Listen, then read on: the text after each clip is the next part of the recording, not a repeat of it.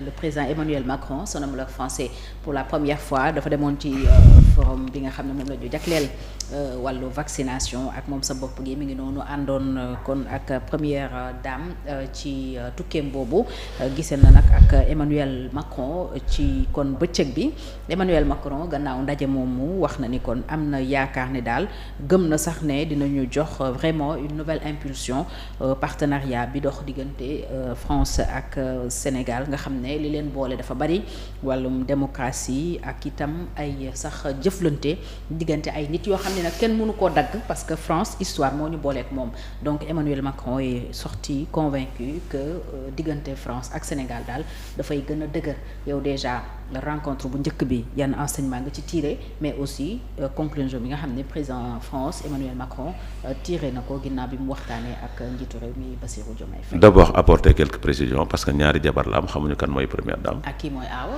waaw non mais xamuñu kan mooy première dame donc puisque première dame dañu nekk ci république boo xamante ni on a un polygame. nañu bàyyi président bi rek définir qui est la première dame et qui est la deuxième dame donc de toute façon elle est accompagnée. Voilà, on a deux premières dames donc voilà, maintenant elle est accompagnée d'une des premières dames. Ouais. Donc elle est accompagnée de l'une des premières dames. D'accord. D'histoire De l'une des premières dames. dem bitim réew dem France du lu ñu bett quand même du lu ñu bett parce que aussi la coopération bilatérale qui existe entre le Sénégal et la France aussi quoi qu'on puisse dire lu ñu doon bett mooy mu bañ a dem France. Parce que ça date de très longtemps.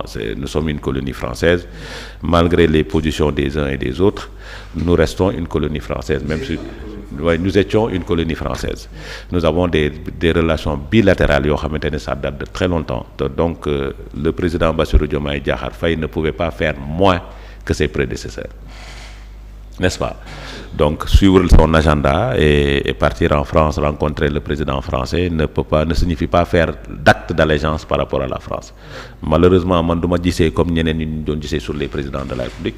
Moi je pense que c'est une coopération win-win qui va exister entre les deux pays comme ni mu daan exister avec les autres. Donc c'est quelque chose à saluer. Maintenant nag qu'est-ce qui va suivre après en termes de coopération bilatérale? Comment vont se faire les choses, c'est là où se trouvent les interrogations. Maintenant, attendons de voir son prochain voyage parce qu'il va retourner au mois de novembre.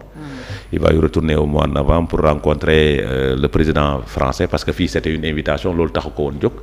sommet sur la santé moo ko taxoon jóg par rapport au vaccin Gavi bi nga xam ne dañu waroon installer benn usine ici au Sénégal. Donc il a tenu un discours boo xamante ni bon comme tous les chefs d'État nous tous nous saluons ce discours-là parce que aussi c'est pas lui c'est la service de communication qui prend ce discours-là donc en toute responsabilité toog na fa wax na déclaration donc il a donné la position du Sénégal parce que aussi il faut pas oublier que c'est le chef de l'État. C'est le président de tous les Sénégalais. Quand il fait une communication, il donne la position du Sénégal. Maintenant, c'est une position que nous respectons. Et que nous allons voir lan moo ciy am suba lan mooy njeexital bi maintenant par rapport au président Macron lan mooy njeexital bi sur ces relations là parce que aussi déggoon nañ fi yenn déclaration yoo xamante ni son premier ministre defoon na ko quand Mélenchon est venu au Sénégal maintenant est-ce que lui il va se comporter ainsi est-ce qu'il aura la même déclaration parce que bon je vois que nañ ma baal mais je vois qu'il est beaucoup plus responsable que l'autre. L'autre c'est qui? Que son premier ministre en termes de déclaration en termes de comportement en termes de leadership quand même parce que c'est un chef d'État dafa am loo xamante ni da nga koy dégager n'est-ce pas donc saluer cet acte qu'il a posé et demander que ces liens soient renforcés entre les deux pays là et que les Sénégalais se retrouvent dans tout ce qu'il va faire parce que loolu mooy am solo parce que lépp loo xamante ni daf ko jël muy engagement rek ça engage le Sénégal. Donc c'est normal que les gens l'accompagnent c'est normal que les gens saluent ce qu'il fait parce que coow li bari woon na avant muy dem nit ñi waxoon na du fa dem mais mënuloon ñàkk dem donc def na nag bon il a joué def na layam mais tôt ou tard on savait qu'il allait y aller parce que aussi dafa bokk ci agenda boo xamante ni tous les pays africains war nga mën a am nekk en collaboration avec une grande puissance maintenant on a vu tout de suite quelque chose xaw ma ndax c'est vrai ou pas la Russie est en train de prendre une position boo xamante ni peut-être peut-être mën na jaaxal nit ñi mais moi je vois dans le cadre des coopérations que lui aussi qu'il peut partir en Russie parce que aussi dafa am lu mu hérité. comme ni ko Macky defee comme ni ko voilà c'est-à-dire le président Bassirou Diomaye Diakhar Faye a hérité de ses prédécesseurs mënul def lu gën a yées ñeneen ñi.